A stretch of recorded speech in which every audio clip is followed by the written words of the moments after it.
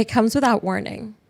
Your chest tightens, your breath shortens, your pulse races. Your body knows something that you don't. It doesn't ask for permission. It doesn't wait for logic. It just hijacks your body, stopping the parts of you that dream, that create, that feel, and awakening only the parts of you that know how to survive. And yet, it's invisible. Sometimes it's real, sometimes it's imagined, but it's always powerful. Today, we are talking about fear. But fear is a great paradox because it's both the reason we survived as a species and also the reason that many of us never truly live.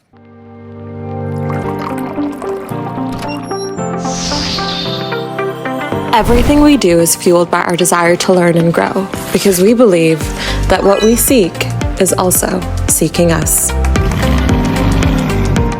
Well done. And speaking of fear, I don't know if you can tell, but my heart is racing. Yeah, I'm also really nervous. I feel really afraid because I actually didn't prepare anything for this podcast, which is why I kind of just went into narrator mode. I understand, but fear to me is really good, in cases like this. Because it means you're excited. You have adrenaline rushing, right? Yeah, I remember, I think it was Michael Jackson. I was watching a documentary that he was doing about one of his concerts, and he was like, if I'm not afraid before I walk into stage, it means that things have gotten so normal for me, and I've done this so many times in a repetitive mode that I've mastered it, and it no longer terrifies me. So I know that I'm not stepping into anything new. I'm not doing anything that's extraordinary. I'm not pushing boundaries. So you think it's because we feel like we're pushing boundaries that we feel afraid in this moment? Yeah, because if you think about it, once we get here, we're always nervous. But once we start, we know what we want to talk about and we just do it, Yeah, the fear almost dissipates the more we speak about it. Yeah, and the thing with there was this thing I watched from Jordan Peterson, and he was like, the fear, being exposed to what you're afraid of only makes you braver. It does not make you less afraid. So even with us, when we started this podcast, it was to get more be able to public speak, because we felt like we had so much knowledge, and we sit together and we have really deep discussions, and we're like, let us share that with other people. That's how it started, right? Yeah, 100%. And we're afraid to do it, and then we're like, let's face our fears, and I think it's actually really interesting because for me, for example, one of the reasons why this episode feels scary to me is because I did a lot of research. But in the back of my mind, I'm constantly thinking, what if I say something wrong? What if I didn't memorize it properly? It feels like an exam that I'm not prepared for. And actually, interestingly enough, in my research that I feel like I'm not prepared for, it shows that the parts of the brain associated with pain, the anterior cingulate cortex, also lights up through social humiliation. So social pain and embarrassment actually feels like physical pain in the body, which is a thing that I realize that I'm also very afraid of. I'm very afraid of putting myself out there in a way where people will perceive me as unprepared or not eloquent or not well-spoken or uneducated. I don't want to come across as a person that seems like, they read one thing on ChatGPT and then they're just regurgitating that information. So it's very scary to me to come out and just be unprepared. Yeah, I understand that. I don't want to diagnose you and stuff, but when I was doing research for this episode, I was really looking into ancestral trauma that is learned based on patterns and behaviors that are repeated out of fear that you learn. So for me, I feel like a lot of people in the Middle East or this region, just in the East in general, have this public speaking fear feeling like they're not they don't have etiquette because of the way they speak, because we were colonized for so long and we're told that our speech and the way that we speak English is not as superior as the people who that the language originates from. 100%. So we were always told that we didn't have enough knowledge because we're not perceived to be knowledgeable because of our backgrounds. Does that make sense? It does. Also, we don't have freedom of speech here. So for me personally, I was afraid because my entire life my dad has told me, if you say something wrong, you might be deported, something bad will happen. So in my mind, I'm like, God, if I say something really bad, what if I embarrass my family, my heritage? What if I get kicked out? And I was like, girl, you're not gonna get kicked out because you're doing a podcast. Everybody in Dubai is doing it, basically. You know what I mean? But it's actually, that speaks to something much deeper, which is that fear is also a result of conditioning. Fear is a physiological response in our body. Obviously, it's here to help us survive. But what actually happens is fear is very generalized. So what I'm afraid of might not be what you're afraid of. And it's actually only through our belief systems and our conditioning that we have these specific fears towards specific things. Yeah. It feels like we've both come to the same conclusion, which is fear of public speaking, but the reasons varied. The reasons behind it are completely different. Yeah. Based on the beliefs that we have around it. Like, but also, we do also have, you know how like with Middle Eastern parents, it's always like how you represent yourself to your uncles and aunts, and they're like, if you don't speak well enough, if you're not educated enough, then it reflects badly on your family and your family name. And because we're family oriented, 100%. You make sure that you are on your best behavior when you visit your relatives and stuff. So it is, I think me and you both have that. Yeah, 100%. And I think it also has to do with the way that others perceive you, right? Yeah. Because you want to be perceived in a way that is positive, but also respectful. I don't care about that part. Intelligent. Really? Yeah. I don't care about how people perceive me, but I do care about not getting in trouble with my family. Yeah, I get that. But I also think it's interesting because I think you're either perceived in a way that like you're perceived in a positive light or a negative light, depending on the things that you do, depending on the way that you carry yourself. And I think I do have this fear of social judgment that is somewhere deep rooted in me, because I think growing up a lot of the time I was praised for the way I looked, certain things that I said, being intelligent, being smart. So you're put on this mode of hypervigilance where the opinions of others matter so much, but if you break it down, they really don't. And I think that's wouldn't why. It be opposite? Like, I do think that a lot of women who sound more intelligent also have a harder time dating and finding people. Don't you think so? Don't you think like if you always sound like you're well spoken and like really well put together, you are. But don't you think too strong of a character to find a mate? That's the contradictory plight of being a woman in the modern day, is that you have to wear so many different hats and you have to be so many different things. Yeah. So you have to be smart, you have to be intelligent, you have to be funny, you have to be well spoken, you have to be casual but not overly casual, you have to be respectful but you can't be a prude. There's like so many contradictory beliefs that we have to carry as women.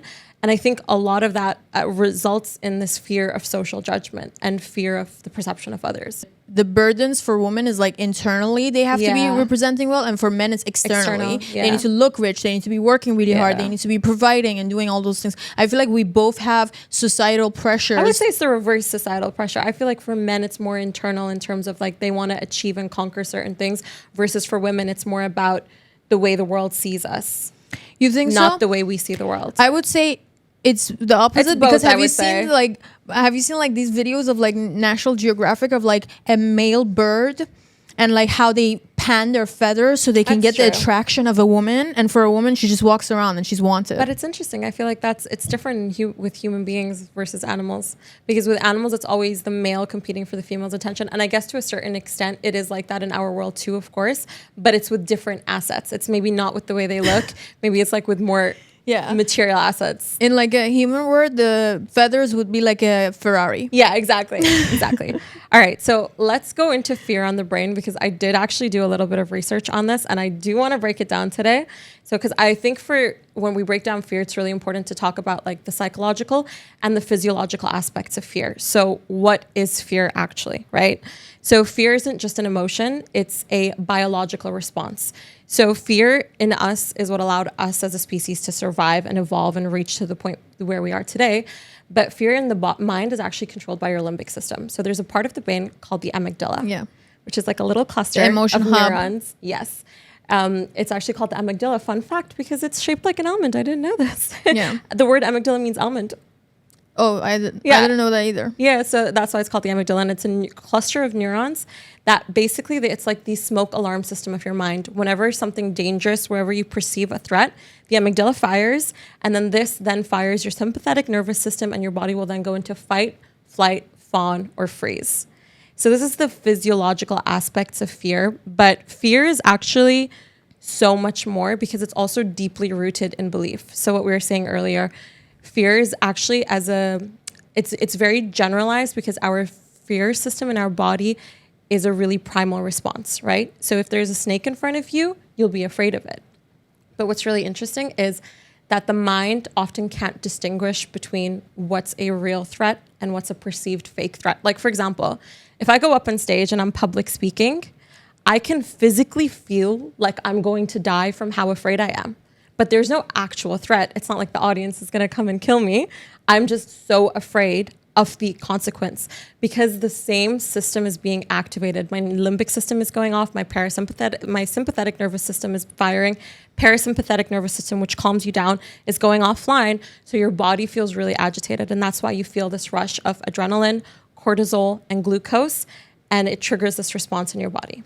This goes back to like every episode we've been talking about the brain and how things are perceived. And one of the reasons we even did an episode on fear was because we wanted originally to speak about love and all that which is not love. And we both decided that love's enemy and nemesis is actually fear and not hate. Yeah. So for me, like, I feel like when you're talking about this, this study that comes to mind that we've been repeatedly talking about is the one that I was talking about when scientists showed people an actual cucumber and an image of a cucumber, and the same parts of their brain were lighting up. I found that study. Okay, wait, I actually have it right here. Yeah, I don't remember the names anymore of the studies, but I remember this specific study. And I have it. When you think about it in that way, where the brain cannot understand or differentiate between seeing things physically and imagining them. When I was telling you in the last episode for attraction that I am releasing dopamine by reading a book and having this fantasy that I'm in a relationship because I'm not ready to physically be in one. What I was really saying was I am tricking my amygdala to think that I'm in a relationship by fantasizing about one, and not in an unhealthy way. Like consciously I'm doing this so that my body starts releasing dopamine because I know that I lack it. But you know what's actually really interesting about the brain is that you can feel the physiological effects of imagined pain now, but you don't actually get the dopamine hit of positive imagined events now. So for example, if I'm sitting in my room, I'm ruminating, I'm thinking about a potential threat, something that might happen tomorrow, something bad that's going to go wrong, I can actually feel the physical effects in it in my body. My heartbeat is going to start fluttering. I'm going to feel panic. And that's actually anxiety, right? So anxiety is fear projected in time. It's about either a past event or a future event. You can't actually have anxiety in the present moment. But the thing that's really interesting here is that because the fear response hijacks your body, it's so powerful, it's so visceral, you feel it even when there's no actual stimulus or threat in front of you. Versus with dopamine, I can sit here thinking about all the beautiful events, but my reward system and that neural pathway actually only gets activated once I receive it. You'll feel it to a certain extent, but you won't actually get the surge of dopamine until you actually experience the reward of achieving that beautiful thing. And I think that's the really big distinction between fear and, let's say, more pleasurable emotions like love or joy, is that fear can really take over your brain when you ruminate and you're constantly living in it. And actually, what's really interesting, people that have chronic anxiety, there are studies that show that their connection between the amygdala, which is responsible for fear, and the prefrontal cortex of their brain is weakened. So they're not able to use rational thinking and logic as strongly, and the fear part of their brain is so strong that it's constantly there. So this is why they feel so much stress and anxiety in their body. Okay, I understand that, but I feel like for me personally, because I've mastered a lot of the self, I do release dopamine. I don't have a scientific thing to show you, but I do agree with you. Visualization is powerful, 100%. And like I do feel like heightened emotions, and I know that I overall feel more happiness. I also take dopamine like tablets because I know I lack dopamine. You can literally take like dopamine, yeah. Antidepressant? No, it's just dopamine. Really? Yeah. Where do you get like a prescription? No, you get them from they're like a tablet, like you know how you get melatonin, you can get dopamine. It's not high dosages, but it's still dopamine. But I'm interested to see, I wonder how that works because like I know dopamine is associated to reward and motivation. So how would a pill stimulate that? Because it's releasing the same hormones like cocaine. No, but yeah. Well, I guess, yeah. But one of the first things that I remember doing, like when I studied psychology, one of the first things I wanted to do was to master the self. So I sat there and like I thought about all the things. You know how I always like think about like how I can better myself. And like all the hormones that I lack, I know which hormones they are exactly. And if I am going through a turbulence of like a stage in my life where like I know I'm not receiving something, I immediately take pills for it. And like now for like the last like 4 months, I've been taking dopamine because I felt. But I didn't know that. I thought they were only through prescribed, like worked through like antidepressants, like blocking. Those like are like SSRI, high dosages. but that's serotonin. But you can just also take like melatonin, like 5 milligrams of melatonin, and like go to sleep better. And I take that too, you know. Oh, it's really interesting. I did not know that. But I did want to tell you that there are so many studies about the fact that like positive and negative, the reason why negative events we remember and they're more dominant in our life is because they hit us harder. Yeah. Than positive. It goes with everything, whether it's spiritual, you know how like you notice pain or like bad feelings first, and then like you have to remind yourself, no, that person is like kind, they wouldn't do this to me. Like you have to like talk yourself into it, where like jumping into negative is much easier. And it goes the same thing for like when it's happening to you biologically in your brain. Yeah, but that's actually because human beings are not, like, our survival is based on our ability to assess our environment and detect threats. So your brain is constantly on the lookout for things that could be potentially dangerous to you, whether they're real or imagined or not. But I understand that. But remember, like 2 episodes ago, we talked about this. If your basic needs in life are met, the rest of it is up to you. So for us to like be in this like very fear-oriented mode, I understand that like a lot of like with the little Albert experiments. Do you know about that? Classical. Yeah, so it's like a lot of stuff are like parental, little Albert experiment. But like basically, it's like when you scare some like a child, and then they would show a white rat, and then they would make a noise, so the child would be trained to be afraid of something. Yeah. A lot of stuff are like ancestral trauma or like intergenerational trauma that's like passed on through generations. So I feel like with this one, it's like, it's up to you now to break patterns. We are the generation of chain breakers. Yeah. And so it really lies on our shoulders to make that extra step to understand that some things, you being in physical threat and like you having a level of anxiety where you cannot function, you have to work on that. Like that's not a healthy state to be in. And I feel like it's very popular to self-diagnose these days, and people are very happy to have like ADHD and like to diagnose anybody to be a narcissist, or like say that they suffer from anxiety, but it's actually not those things. It's your mind exaggerating them. I disagree with you there. So I think for a lot of people, having a diagnosis actually gives you knowledge, and knowledge, actually, that's one of the best ways to break yourself free from whatever you're dealing with, is self-awareness. So sometimes when you actually put a name to it, you're then able to challenge it better and find solutions to it, versus if you're walking through and you're dealing with it blindly. The second thing is, the reason that the prevalence of anxiety is so common in our world is because although we don't have actual physical threats, the perceived social threats, or the perceived threats that we get from, constantly being bombarded by our phone, things going right, things going wrong, all of these things feel real in the body. So this is the interesting thing about fear, is whether it's real or not, whether there is actually something dangerous in front of you or not, your brain will still feel the same physiological response. So I could have a snake in front of me right now, and I'm going to be scared, and I'm going to panic, and I'm going to scream. Or I could be sitting in my room thinking about the snake that was in my garden yesterday, and I'm going to be just as afraid in both scenarios. And that's why it's not easy for people to think their way out of fear, because the rational part of your brain is literally going offline. So the connection between your amygdala and prefrontal cortex is being weakened.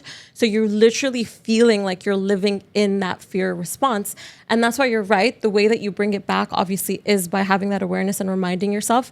For example, for people that have anxiety, a lot of studies show that journaling is one of the best ways to reduce anxiety, because you're bringing that activity back to your prefrontal cortex, your higher functioning and your higher thinking, because you're literally writing things down.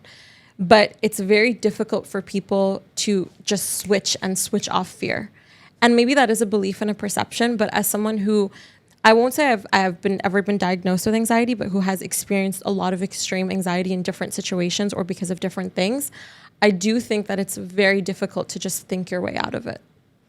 I understand that, but you know how like sometimes I make comments and you go like, that's a belief system? The same thing goes to you. That's a belief system. Like with me, my perception of fear, like, do you have anything else that you're afraid of? Because there's fears, there is being anxious about stuff, that events of like the past and the future. And like as a Sufi, because I practice the state of being in the now and the present moment, I don't really, that's something that I've had to train myself. I feel like everybody experiences a level of anxiety in their life. You know 100%. what I mean? So you have to learn things. There's a lot of patterns that you have to unlearn before you can introduce new patterns to your mind. Yeah. Which again, as an adult, the responsibility falls on your shoulders. You can't like forever just go around saying, I have anxiety, I can't deal with stuff. You have to like acknowledge that, you know? Of course, but I think because I've had people in my life that are very close to me and I've seen them deal with crippling anxiety that's beyond their control. These are people that are very, self-aware. These are people that do constantly try to better themselves, and they still battle with these things. Yeah, I understand. So that's where I say it's an exception and not a rule. But yes, a lot of people do use diagnoses as coping mechanisms, and I will say, and they do it as like bonding experiences. 100%. Like if you have it and I have it, like they it's like a thing now, Yeah. where like people get together because they have that. But it actually, when you look into it, like for example, I was diagnosed with ADHD when I was a kid, and my mother never chose to, like, she didn't want to put me on medication. Yeah. And then we found out later on that I didn't have ADHD. I was just very introverted. Really? And I chose where my attention would go. So that's actually something that's really interesting. I was never diagnosed with ADHD growing up. I never suffered focusing or paying attention to things. But over the past, I want to say 5 years, I'm almost convinced that I have ADHD. And ADHD does manifest itself differently in men and women, and a lot of women experience more intensified symptoms as they get older. But I don't use it as an excuse, but it's almost, I realize that my brain works in a completely different way than everyone else's. So you might find reward and motivation out of doing a task just because you're getting that job done. For me, my brain will almost completely switch off, and if I don't want to do something, I'm not even kidding you, nothing on God's green earth will get me to do that. Did you see the pile of clothes sitting in the middle of my room? And I was never this person. When I was younger, I would immediately put things away. So you switch off? I switched off. And I don't know if it's a result of my environment and maybe constantly being chronically online, or chronically being overwhelmed by so many different things that I have to kind of mentally prioritize what I can and can't do. But it's very difficult. And you're right, in a lot of circumstances, I do almost use it as a coping mechanism. Like for me, not to be so harsh on myself, but it's only because I have a really loud inner critic that constantly puts myself down if I'm not getting things done. So then I try to remind myself, you know what, actually, maybe it's because your brain doesn't work like everyone else's. It's okay to give yourself grace today. The reason why you have stress and anxiety about certain things is because you can do something about them, but you don't. 100%. So it's about self-control, and it's about control of, your surroundings. So the fact that like you're pushing it back is actually adding to your anxiety. You are so right. That is 1,000,000% spot on, because there are certain circumstances, like let's say I forgot to reply to someone's text message, and then I'm aware of the fact that I forgot to reply to them. I will then take a mental note of it, but I'll be embarrassed that I didn't reply. And then I will continue not replying just out of sheer inability to face it. Yeah. But I feel like everything is okay. Like, I feel like as long as you're conscious of a bad behavior, or I wouldn't say bad because things are not so black and white. Like, look, I'm not that black and white. Yeah. But I think it's not about good or bad, but sometimes you do things because in that moment of your life, there's so much going on that's your coping mechanism with that thing. Or like, it's like you putting shields up because you don't want to have to deal with certain things. Like I remember there were moments in my life where like there were things happening with my family, and I would literally tell myself, I knew that I was emotionally eating, and I would tell my body, I would sit down with my body and I would be like, it's okay, get fat now. When we're feeling better, we'll go to the gym and you'll burn it off, I promise. Like I won't do this to you over and over, because I knew that I was emotionally eating. Like I would put Cheetos on my teeth and like push it down, or like eat and like to the point where I would have to like go and throw up. You know what I mean? Yeah. So I knew I was eating, like I had an eating disorder, but I was like, just be patient. Like I'm going to get this under control. I just don't know how else to cope with this right now. Yeah. For me, the number one thing in life is to be conscious of why it is you're doing things. And sometimes we do negative things and we know they're negative. That doesn't make us immoral people. That just makes us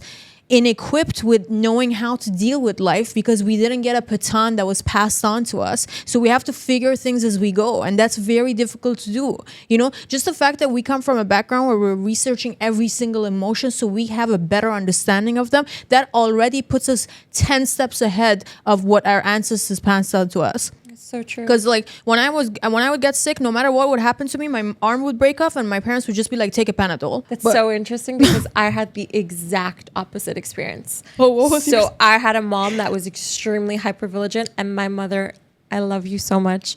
She's afraid of everything. No, she's gonna watch this. She is pertaining to us. Yeah. For herself, she is she's not afraid of anything. My mom would fight a lion, but if it's about her children, she is so fearful. But that could be learned from her mother. No, her mother was the complete opposite. Oh, So it's okay. a reverse. Okay. So I think her mother was the complete opposite, where she was like, go live your life, do what you want. That then my mom felt like neglected. So she switched. And she's very overprotective. And I say this to a lot of people. I definitely grew up in a bubble. And I'm so grateful that I had that experience because my mom obviously gave us so much love. But then the other counter end of it is, as a default, I now pick up certain fears and things that maybe were passed down to me that maybe don't necessarily belong to me. Or I do the reverse where, for example, my mom is a germaphobe. She does not like germs. She's actually a doctor, but she's an extreme germaphobe. So now because I get so agitated at the small things that she does, I do the extreme opposite where I don't care and I can't count the number of times I've gotten myself sick because of it. Yeah, I get it. We do sometimes rebel subconsciously because we're tired of a pattern. But I have two questions for you. One is, certainly there is difference between fear. Fear could be actual fears that you have. It could be delusions that you're just feeding off of. But also there's phobias. And that's like, there is always so many like things on the spectrum. And phobias are something that I cannot understand at all. Like growing up, I had no fears. I remember one of my dad's Sufi friends once asked me, he was like, what's everybody's fear? And people went around and they were like telling their fears. They had fear of height, maybe snakes. My father is very afraid of ghosts and like anything supernatural. People have like different fears, you know? And I never had any fears. I'm not physically afraid of anything. That's powerful. But I remember the Sufi told me, he was like, pick a fear, because if you don't have a fear, you'll go crazy. And I was like, as a kid, I remember thinking, what a bad advice to give a kid. Yeah, why did he say that? What does that mean? He was like, pick a fear. What does that even mean? But I want to tell you my fears, but like, I don't know what that means. Sometimes people think in the name of Sufism or like thinking that they are above others, because sometimes like religious people or like people who have achieved something think that their opinion is above other people and they shouldn't be challenged. And he seemed like a man like that. But it was like really bad advice, because actually in Sufism, you are told to fear nothing but the word of, you know what I mean? So anyway, I want to ask you what your fears are, because I want to tell you some of my fears, but I don't think they're fears. I think they're insecurities. I don't have physical fears. I think it's interesting because fear and phobias and also trauma and anxiety, all of these are different things, but they're fear wearing many different hats. And I would actually put insecurity under the umbrella of fear, because any insecurity that you have, if you break it down on a deeper level, is actually rooted in fear of something. But wouldn't insecurity fall under beliefs? It is a belief, but fear is also a belief. I don't know, because it has such a biological response. So I don't know if it's belief. There's a difference, right? Because you have a biological response if there's an actual real threat in front of you, but you won't have a biological response to something that's imagined, right? So for example, public speaking, why does that trigger a biological response in your body, even though there's no real imminent threat or danger? You're not going to die by going on stage and talking in front of an audience, but you still feel like you will. Okay, here's my question. You need fear to survive. Fear has a purpose. Like, we need fear. We need that fight or flight response. Yeah, but we don't actually, there's certain emotions we don't actually need. Like, for example, beliefs, whether you have strong beliefs or not, it will not determine your survival. Does that make sense? It doesn't determine your survival, but that's why I'm saying the fear response is generalized. So because you have certain beliefs, you will develop certain fears as a result of those beliefs. As an example, I earlier said to you that I am afraid of being perceived negatively by others. I'm afraid of social judgment, right? That fear is rooted in a belief. But that's a psychological fear. Yes. You have physical fears. Physical fears, Like some people are physically afraid of crabs or, you know? For example, I'm afraid of, or I guess I was afraid of dogs. Okay. And when I was younger, but that's because I was chased by a dog. So That it was makes an sense. experience that resulted in a fear. Okay. So I don't have physical fears. Maybe I have psychological fears that are Yes. based on beliefs. Yes. But I don't have any physical, like anything that I'm scared of physically. Like sometimes people tell me, what about a shark? And I imagine myself in a situation with a shark. I'm like, either you hit it in the nose or you miss a leg. But I'm not afraid of it. I'm not afraid of it unless it's in front of me. Does that make sense? Because then that's your actual threat response. Obviously, you'd into panic, place. but like I don't think about. No, I don't think about it. And I'm like, ooh, one thing that I think I'm probably a little bit claustrophobic. Okay. Like some people can't watch shark movies even. No, not. So they're afraid of that animal. I'm not afraid of things. For me, like as a Sufi, I feel like you having physical fears to me is like elephant that's afraid of a mice. Yeah. Because you're the peak of creation and that's my belief system. So I am not afraid of anything physical. It could be supernatural. It could be a ghost, demon, afraid. I'm not afraid. Does that make sense? Which is powerful. Yeah. It is powerful. I think if you believe that God is more powerful than everything, then you will be afraid of nothing. But I don't fully believe that because I don't believe in it in a psychological sense, because sometimes when things happen in my life psychologically, I panic. But I don't think it's because I think consciously you believe in it, but subconsciously you don't, right? It's because it's the unknown. So this is actually what's really interesting is that there is nothing scarier than the unknown. I have another thing. I want to introduce you guys to a phobia.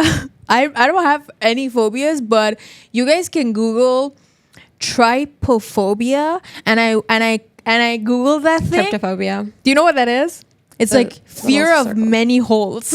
A lot of people have it. It's disgusting. It just grosses me out, but I'm not afraid of it. I'm not afraid of it, but I'm like, I get it. Because sometimes you Yeah. look at a hole and it becomes many holes and you're like, oh my You're God. like freaked out. Yeah. Okay, so this is what's interesting. Numerous studies have shown that the brain hates uncertainty more than it hates pain. Okay, pause for a second. Think Okay, about that's that. good, yeah. Right? We suffer more from what we think might happen than what is actually happening.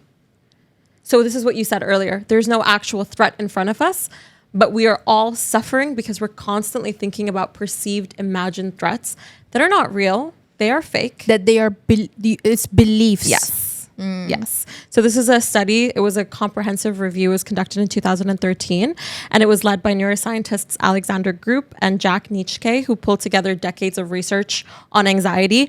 And they said that uncertainty, and this is a result of the study, is that uncertainty is the biggest cause of anxiety. And uncertainty is more stressful than bad news. So if you know something bad is in front of you, your fight or flight response, or fawn or freeze, will trigger. Your sympathetic nervous system will activate, right? You're doing a beautiful job, by the way. But if you don't know what's coming, your threat system is on constant alert. So your body is constantly looking out for danger, and that's why you constantly fear that unease in your body. So uncertainty is actually worse for you. Sufis say that fear is the nemesis of love because fear is about control of the self you've built till now. Oof. And in order to let that go, because fear is like ego, it's like something that you've built on, right? Like a belief system that's rooted in like a sand dune that like doesn't have any roots, right? And the opposite would be love, because love is surrenderance to the higher power, and then like nothing is more powerful than God, you know? Yeah. But then we go back to like that relationship with the self and your higher self. Again, everything comes back to that. And for me, everything comes back to that, because even if you do have physical fears, like I was lucky enough not to have them, but even if you're born with them, you need to then research it. And just like you said, be aware of it and then work on it to understand why it is. You know how sometimes people go like, maybe it's a past life. Maybe it's something, they go to hypnosis sessions to see where these fears lie, you know, where the root cause of them are. And all of those things are a really good option. But I do think it's interesting because a lot of the fears that we have are either a result of experience, conditioning, or beliefs, right? And I think beliefs can create very, very irrational fears in us. So I'll give you a very random example, but I've told you this. So I've done theta healing before. So for those of you that don't know, theta healing is a mix of like psychology, energy work, and it's a really beautiful spiritual and psychological practice. But what they say is that everything is rooted in your belief systems. So any fear that you have comes down to what you believe. So you might, for example, be really afraid of cats. We have to really do an episode on belief, because I don't know what beliefs I have. Like, I've never dived into the topic of beliefs even on my own. Okay, so I'll give you a crazy example of an irrational fear that can form because of a belief. Okay. So let's say you are deadly afraid of cats. Okay. And then you try to analyze why. When did this fear start? You realize this fear of cats started when you were 3 years old, your younger brother was just born, and your parents got a cat at the same time. And what actually happened is your parents started paying so much attention to your younger brother, and then somehow you associate that fear of cats With being replaced. with being replaced Yeah. and being unloved. That's a very crazy example, but you might then grow up as an adult and the physical sight of cats will bring you so much discomfort in your body. And it sounds crazy, but that's an example of how a belief can be associated with a fear. I feel like a lot of times for me, when I studied fear and like the biological and psychological effects of fear, the one thing that I dived into mostly was parental trauma. So Yes. things that are passed down. Like, for example, in my own personal life, I've seen a lot of people who are afraid of dogs. And then let's say I walk into an elevator and I have a dog. I've seen a lot of parents like pull their children. And the way that they pull that kid, because they get shocked, they now are afraid, and I can literally see The it link. like getting Bluetooth to the kid. You know, Same. My mom is really afraid of most animals, like dogs as well. And so I always grew up being very afraid of dogs because my mom would refuse to touch one. And then I got chased by one. And I also think this is what's interesting. When you have a fear and you have a negative belief and you ruminate and you focus on it, it will amplify. You're going to see more on that because you're mirroring all of your energy and your vision onto that one thing. And so as a result, you're going to see it everywhere around you. it makes me admire you so much more. Like, I know we've been friends for such a long time, but it makes me admire so much more in you as a human being when you tell me about your past, and I see the Donna today who's not afraid of those things. And I understand the work that has been put into breaking those cycles. Like, as a human being, this is something that I thrive off of, like when I see other people that accomplish this. So I'm really proud of you, just as like a human being, not like a friendly thing. No, but I really appreciate that. You're right though, because I have had to put in a lot of work to overcome a lot of stuff. Give me a tough fight. Yeah, me too. Yeah, and that's also what I respect so much in you. Yeah. And I I feel like think- this is what we resonate in. This is like what makes us friends. Like, we Yeah. work. We never sit together to gossip. We always are sitting together and like discussing topics like this. Like, even when we're sitting and having popcorn, I this know. is what we're talking I about. actually think sometimes we have better conversations when we're not on the podcast. Because you know why? Because we don't want to share too much of our personal life. But True. when we sit together and we can share personal details, we even do a dive analysis of the Yeah. situations. Like, we never sit together to discuss other people. It's always, we're always talking about us.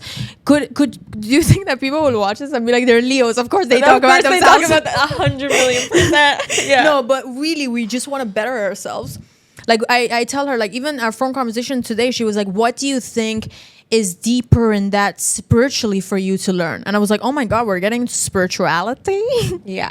I always say this, even when it comes to fear can actually be your greatest teacher, because it can be, just as the amygdala is a smoke alarm system for your brain, fear is actually an alarm system of what you need to work on in yourself. A lot of the times, the things that we are afraid of represent deeper beliefs that if we unravel and we overcome them, we can conquer and change so much in our lives just by conquering those fears, even if it's something that seems irrational. Okay, so let's divide fear, because we're almost like at like 50 minutes. We want to be more on time, you guys, so we give you shorter episodes. So fear could be biological, which is a need that we have. It's a fear and fight, like the fight or flight mode. Fight on phrase. And then we have psychological fears that are built on and like delusions, and your anxiousness about lack of control of the future and the past can add to it. So I would say biological, physical fears, and then there are psychological ones, right? Yeah. So you had some physical ones that you got rid of. I don't have any.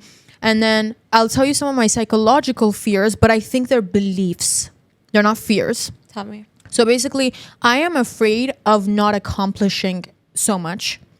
I am afraid of I feel like my parents gave me so much, and I feel like I was such a strong character. Like I feel like when God was building me in my inner state at my higher self, like he put so much effort and I could do so much, and I'm not living to my full potential, that I'm letting my higher self and God down because I see so much within me, and somehow people don't notice that.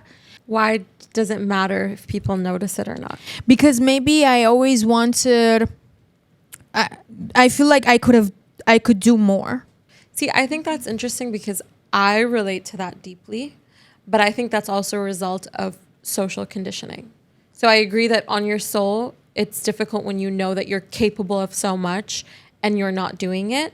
Do you think it's a generational thing? Because I see him also like shaking his head. I feel like, do you think we're all feeling that because there's so much pressure? I do think it is a generational thing. And I think we're interesting. So we are millennials, let's face it. We're younger millennials, but I think we grew up in an We're Gen Z. We're Gen Z. Not Gen Z, baby. We're Gen Z. We're 30. We're not We're Gen Z. on the verge. We're on don't the cusp. Don't say my age like that. Get my age out of your mouth. Spoiler alert, we are 30. But you guys can comment that we look 23 and we'll really like that. We both just turned 30. Like, our birthdays are a week apart. Actually, I'm older than you by a week. By a week. But it's August and we just turned 30. So I feel like I've been 30 for a year because I was afraid of turning 30. I was 60 when I was 12. I've had things on my shoulder. I feel that age. I feel like I've aged in reverse. When I was younger, I had my life so much more together, and the older I've gotten, I've unlearned a lot of these fears, and as a result, I feel a lot younger now at 30 than I did at 13. I'm the eldest, so I raised everybody. I have a couple kids on my belt. I'm not the eldest, but I raised my parents for sure. I raised myself too. Because I had to unlearn a lot of stuff.